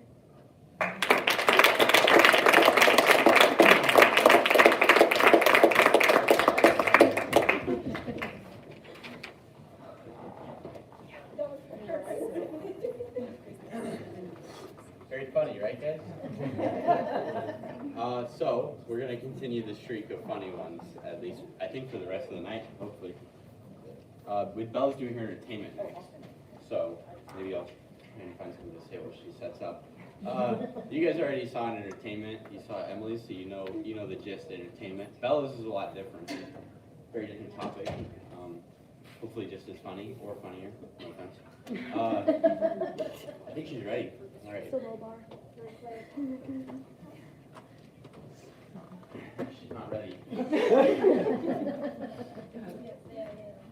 Humorous is the first time we've seen acting tonight, so that's a big part of speech as well. There's platform and there's prose. Poetry kind of falls into the acting category, but it's less acting, more poetry. I don't know. I'm not a big, I've never done that, so I don't know. Take it away, Bella. Yeah, my name is still Bella Weekend. And like Terry said, this is entertainment, so it's a lot similar to what Emily did with her boards. But yeah, hope you're entertained.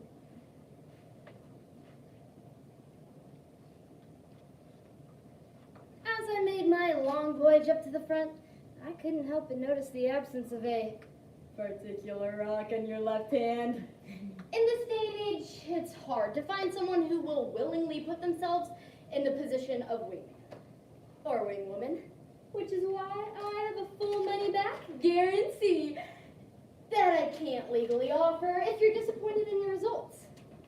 I am Eris, Artificially Intelligent Relationship Insight System, and my job is to guide people like you who obviously need help in this field through the raging waters of the world we call mate selection, or in other words, dating.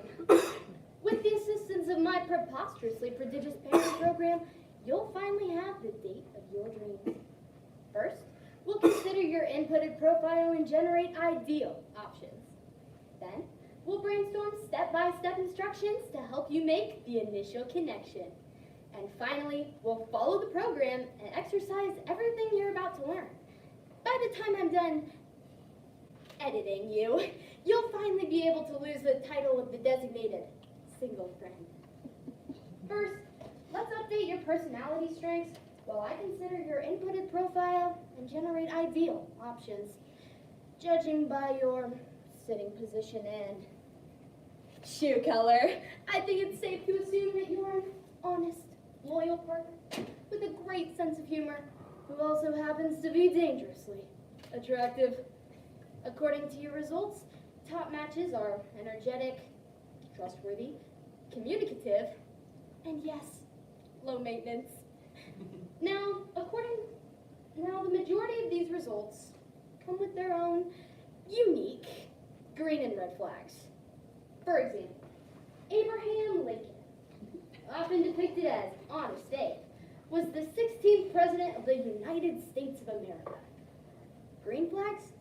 Not only is he remembered as one of the most respected, morally grounded leaders in history, but he was also a God-fearing, holy man.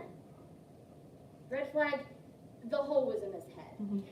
But if Swiss cheese for brains isn't your thing, your next best option is undoubtedly Andy Devine, a well-known and reputable speech coach.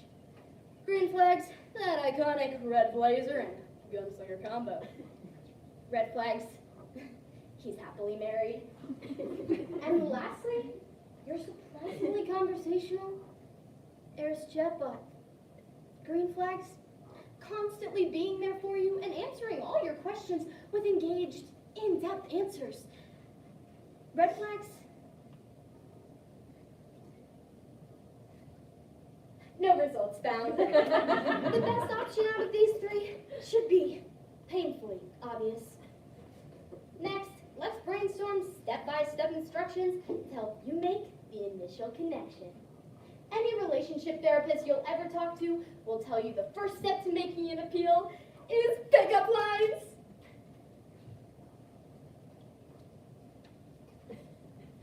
Pickup lines! Pickup lines express just the right amount of interest in the most poetic and charismatic way possible. I mean, who in their right mind would be able to resist this? Do you like Star Wars? Because Yoda wants the meat. That brings us to step 2. Once you have their undivided attention, you have to ensure that you maintain impeccable eye contact.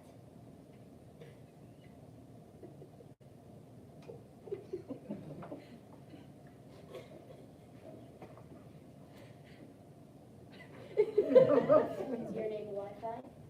Because I'm feeling the connection. And last but not least, simply notice something about them. People like it when you can listen and notice the little things. I noticed your fly was down when you walked in. See, doesn't that feel nice? The perfect pickup line will undoubtedly turn that initial spark into a raging inferno of those. Finally, let's follow the program and exercise everything you just learned. In every relationship, what you communicate, how you communicate it, and the amount of cologne you wear matter. Voice tone and body language are both of vital importance when trying to decide how to communicate something. If you say, "You're fine," when your date's apologizing for accidentally bumping into you, you're really saying, "Don't worry about it." But if you smile slightly, maintain a casual stance, raise your voice up an octave, and if you're feeling especially adventurous, throw in an eyebrow raiser too and say, "You're fine," you get a totally different outcome.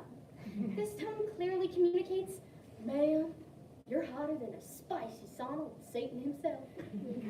I highly recommend using this tactic in the event of meeting their parents for brownie points.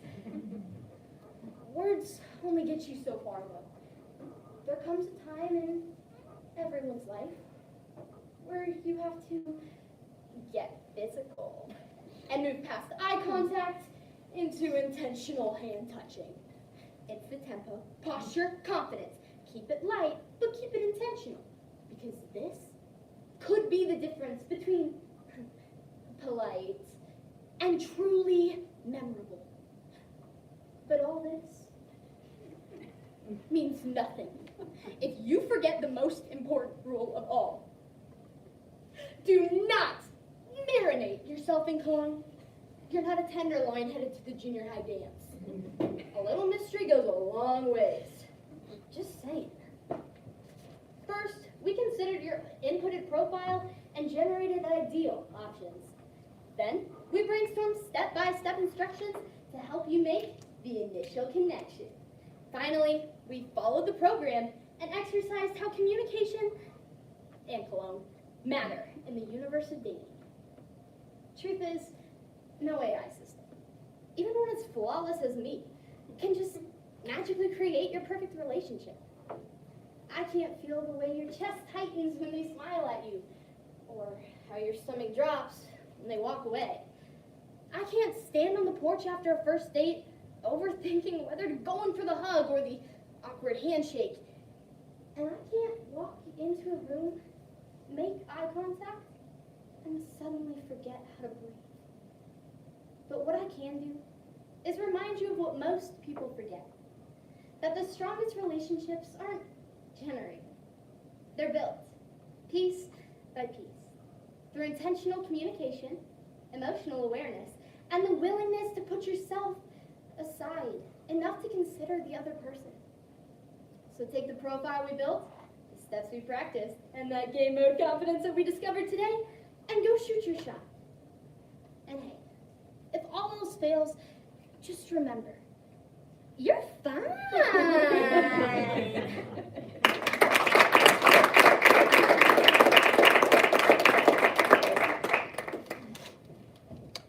Hey, Bella, why'd you look at Nate so much? Hopefully, you guys are entertained. I've said everything I can say. Well, one thing I can touch on, when you watch Bella does this amazing. Her body language, I mean, she's so physical. It's like a dance, right? So that illustrates that there's more to speech than talking and acting, because there's faces, you have body, you have a lot up here. We got chairs. There's chairs back there. 2 chairs right there. Our last one for you guys today, another funny one, hopefully, is me and Emily's duet. So this is going to be acting again, very similar to Katrina's, but instead of one person, it's going to be 2 people. And you can do whatever you want for a duet. It doesn't have to be funny. It doesn't have to be sad. It doesn't have to be anything. Ours is funny. It's an episode from Pinky and the Brain, the TV show, if you're familiar. So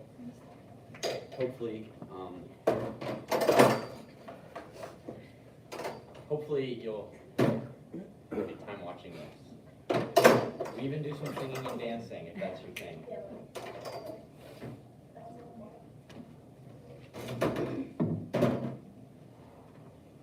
You know what they say? They save the best for last.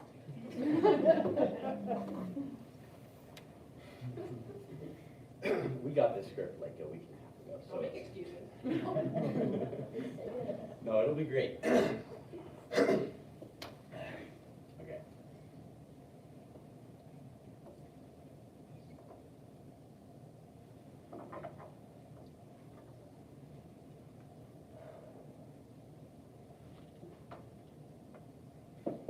Gee, Brain, what are we gonna do tonight?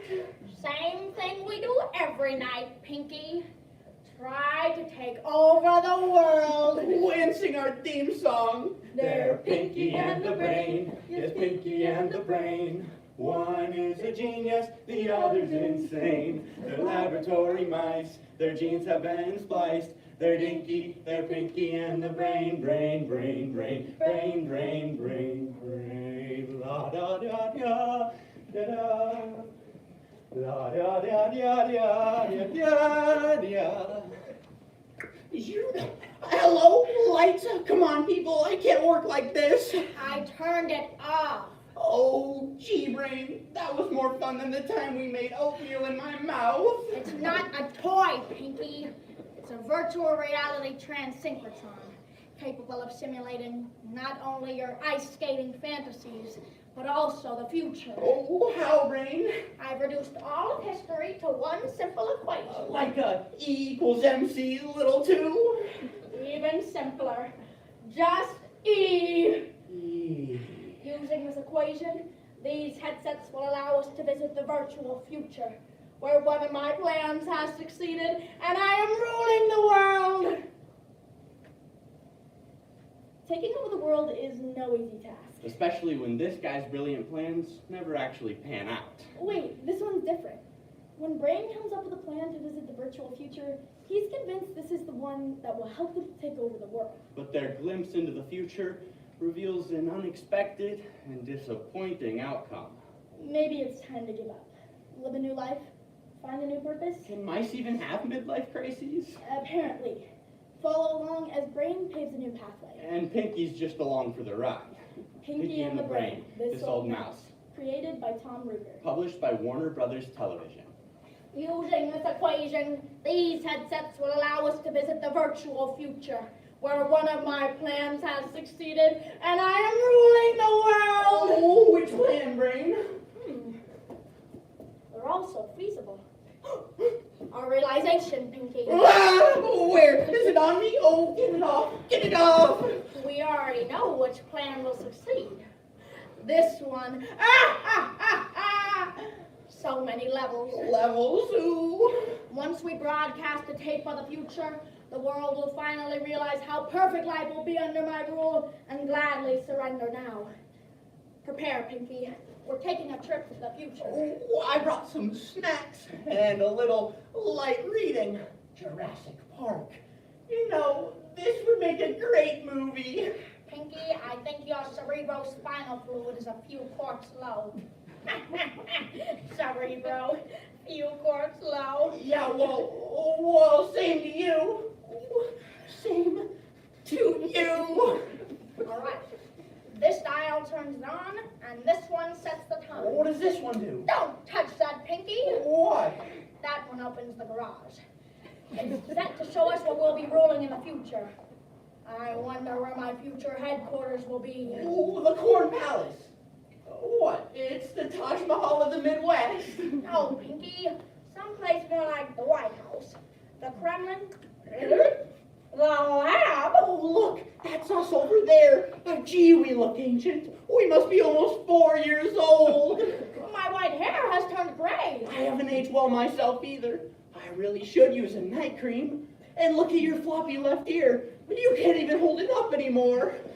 Pinky! Where is my fluxometer? Where did you put it? If I knew where I put it, You're tricking me, aren't you? About what? About my... I have no idea. Pinky, was it? You're asking me? Ow, my hip! It's like watching a Life Alert commercial. I don't understand. Where are my minions? My cabinet? My carbine. Say, Brain, what are we gonna do tonight? Same thing we do every night, Pinky. Try to do that same thing. You're tricking me again, aren't you? What? I don't understand. Still trying to take over the world? The same thing we do every night, Pinky? Night after night. None of my brilliant plans ever successful. I will have wasted my entire life. I have an idea. We could make pencils that taste like bacon. Bacon that tastes like pencils. Pencils that taste like pencils. Oh, gee, I'm running out of ideas here. Don't you see, Pinky? I've squandered my entire life. Look at me. I'm middle-aged, and all I have to show for my life is a sagging waistline and a roommate who thinks lint is a delicacy. Oh, gee, Brain, what are you doing? I'm throwing away everything I own. Material possessions no longer have any value to me. I no longer have a need for anything. Oh, don't you think you've had enough to drink? Nag, nag, nag. Leave me be. Oh, that's enough. Tough love time. A 1, a 2, a 1, 2, 3, 4. Don't you know to be glad? Every day is a joy and so marvelous. Don't you ruin it with lots of fuss. Oh, go, Brain. Go find your smile. Maybe Pinky was right. It was time to forget about my old life and start anew. And as the kids nowadays say, have fun. Today was the first day of my new life. And so I decided to go for the gusto and start living my life in the fast lane. But I was only fooling myself. I was drifting rudderless like some kind of rudderless drifty thing. All my madcap merrymaking couldn't shoo away the rain cloud in my heart. I was blind, a soul in pain, spinning wildly out of control until I bumped into my neighbor, Mr. Bellman, who also happened to be a career counselor. I do mostly lab work, mechanical engineering, rebuilding particle accelerators, mind control, that sort of stuff. I see. The computer compiles all of your work history, intelligence, and abilities in order to determine your ideal vocation. Ah, and your true calling is ski instructor. Congratulations. Ski instructor? Ski instructor. I can do that. It's just like being a math instructor, except less math and more skiing. Yes, of course. From now on, I, the Brain, am a ski instructor. Well, Pinky, it looks like this is it. Oh, I'm almost ready.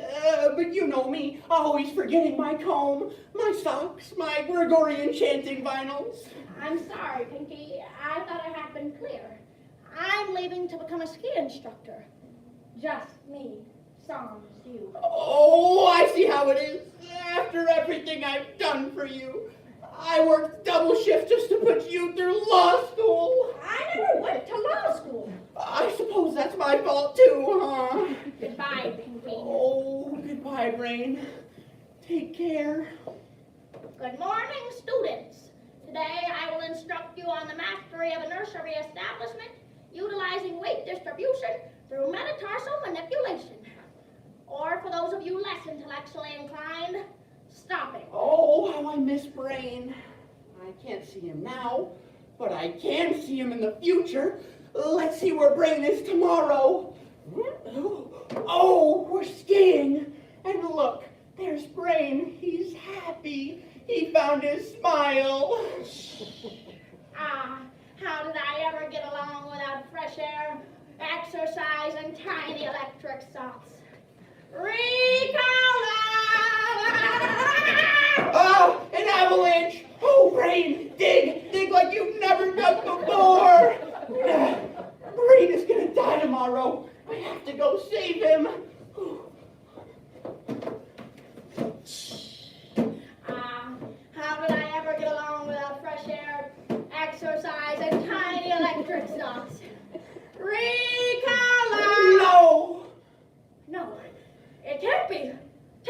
stop. Pinky, what are you doing here? I came here to save you, Brain. I don't need saving. You're part of my old life, don't you understand? I'm happy, don't you hear? Rita! No! You mustn't yell that word. You'll cause a great big avalanche and be smushed. I saw it. You're babbling more than usual, Pinky. No, you'll be smushed dead. I saw it in the goggles. The virtual reality goggles? But if you saw it in the goggles, and the future can't be changed, that means I'm going to die in an avalanche. Hurry, Pinky, get out of here. Save yourself. No, I can't lose you again. You can't save me. No, without you, my life feels all garfunkly. Pinky, please. No! Yes! Hurry, up this tree. There's no time, Pinky. Go on without me. No, hold on.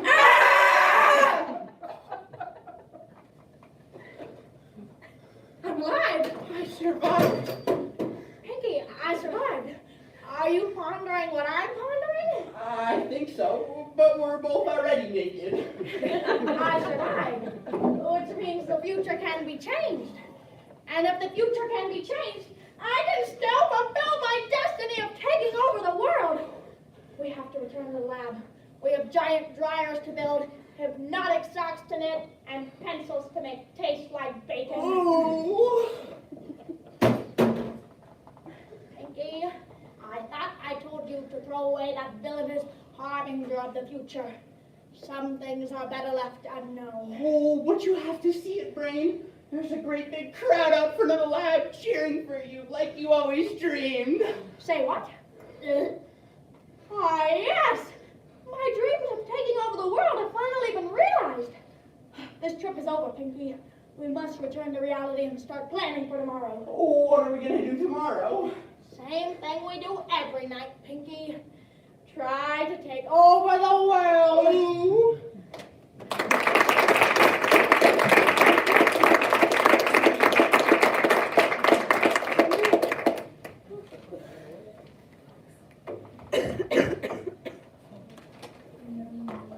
Well, that was the last performance. Are all the rooms done? Pretty close, I think. Lecture hall might be still going. So, if you guys want to skadoosh, you can. Encore! Thank you for coming. Hopefully you saw something that you enjoyed. They saw me, of course.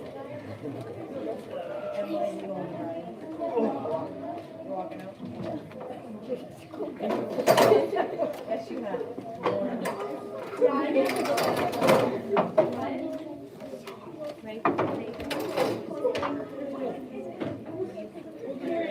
Making the trip, get out. You got it.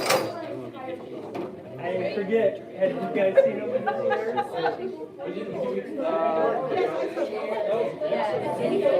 I may have said that you would find out that Yeah, it was inactive. I bet you were the same way. You think that's a good idea? Yeah, that was good. They are really good, you know, just telling you. Yeah, well, I was thinking, they said go to the library, and I think we went to the library. That was yeah, it was very good. Because I was like, We can't have no recording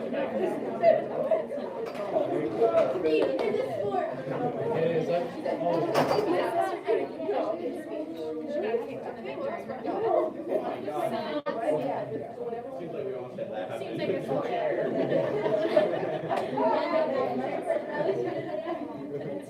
She might be